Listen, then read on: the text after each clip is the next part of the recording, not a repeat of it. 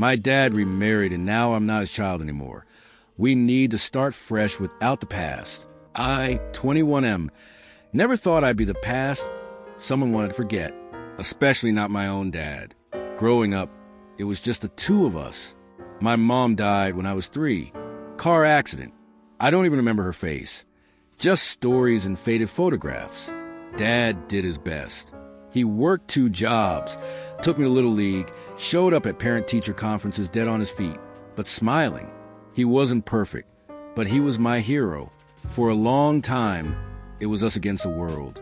Things started to shift when I was around 18. He met Melissa through some online dating thing. She was lively, polished, always had these huge fake smiles. I didn't mind at first. Dad deserved to be happy, right? I thought she was just trying too hard to make a good impression. Turns out that was a good impression. Fast forward 3 years. I'm in college, working part-time to cover what my scholarship doesn't. I come home one weekend to find the house completely different. New furniture, new paint colors, even the family photos gone. Our pictures, my mom's smiling face, me and Dad at my high school graduation, replaced with neutral art and pictures of Melissa's 2 Pomeranians dressed in matching outfits. It was jarring, but it got worse. That night, over dinner, Melissa smiled her usual frozen smile and dropped the bomb. We think it's time for a fresh start. A clean break from the past, Dad added quietly, not meeting my eyes. We need to be a new family, Melissa said, without baggage. I just stared at them, fork halfway in my mouth. It would be easier, she continued, if you saw yourself more as an adult acquaintance. Maybe call us by our first names. It'll make things less confusing when we have our children. Dad sat there, silent. I waited for him to say something, to defend me, to remind her that I was his child, that no fresh start erased 2 decades of loyalty and love. Nothing. He just looked down at his plate. So I smiled, a big, calm, polite smile. Okay, I said, got it. I packed up that night, drove back to my college apartment, blocked their numbers, changed my emergency contact info at school from Dad to my best friend, Ethan. Never looked back. 6 months passed. At first, I thought maybe they didn't notice I was gone. But later I found out they had tried calling, texting, even showed up at my apartment once. But I wasn't there. They didn't leave a note. No apology. Then last month, I got a call from an unknown number. It was Melissa, voice trembling. Turns out Dad had a stroke.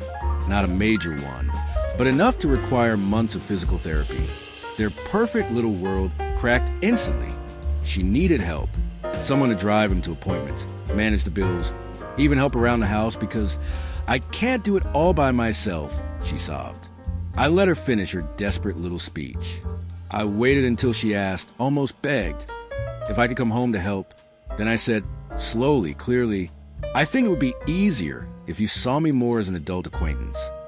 We agreed to start fresh without the past, remember? I could almost hear the color drain from her face. I hung up, blocked the number again.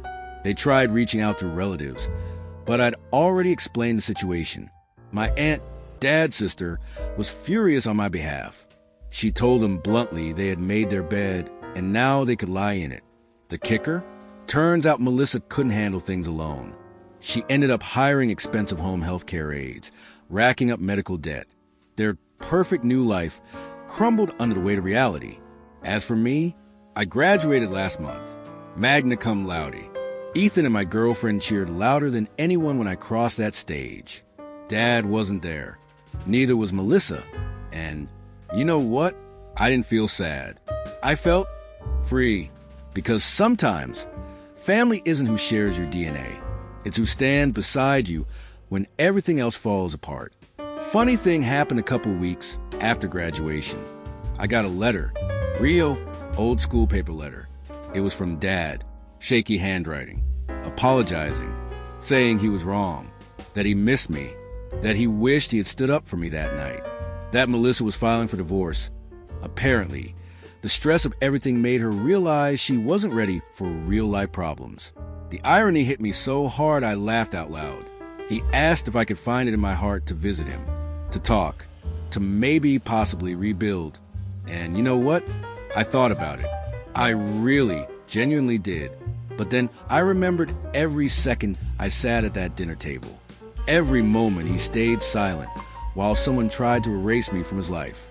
I realized I already did rebuild. I rebuilt myself.